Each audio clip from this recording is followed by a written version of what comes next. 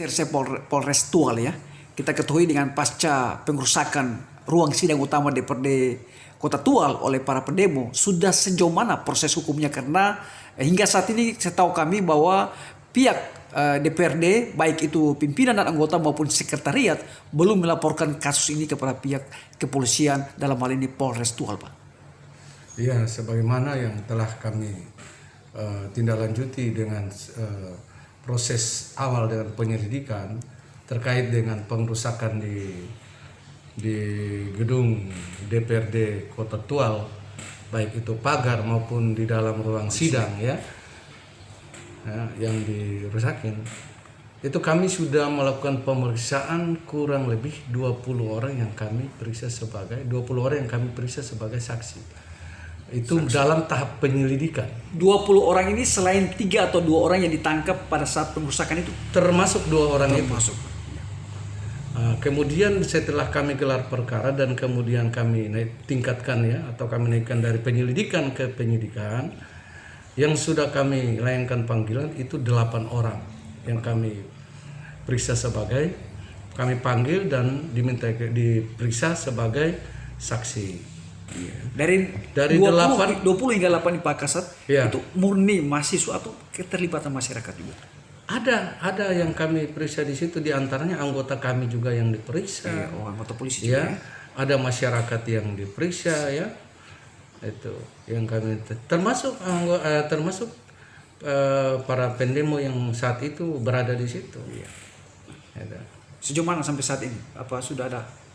Untuk saat ini setelah kami naikkan ke penyidikan, kami akan mempercepat dengan sebelum kami menetapkan orang tersangka, pasti kami akan menggelar perkara ini terlebih dahulu di tingkat penyidikan dalam penetapan tersangka sesuai dengan Peraturan Kapolri Nomor 6 Tahun 2019.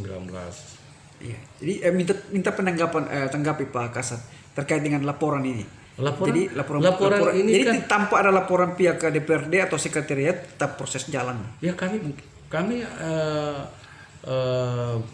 berdasarkan KUHP saja, di mana di pasal 108 KUHP ayat 2 kan setiap orang yang tahu permufakatan jahat di depan umum ya, itu dia bisa melapor. Apalagi kami petugas yang pada saat itu ada di situ ada tertera sebenarnya waktu saat itu terjadi ya, pihak kepolisian ada juga di situ, dan dalam panggilan kami sebenarnya jelas laporan polisinya kan model A. Kalau model B berarti kan bukan ditemukan petugas. Iya. Nah, ini kan model A ya, yang ditemukan langsung oleh jadi tanpa laporan dari pihak DPRD maupun sekretariat tetap proses hukum jalan karena saat itu berada pihak kepolisian.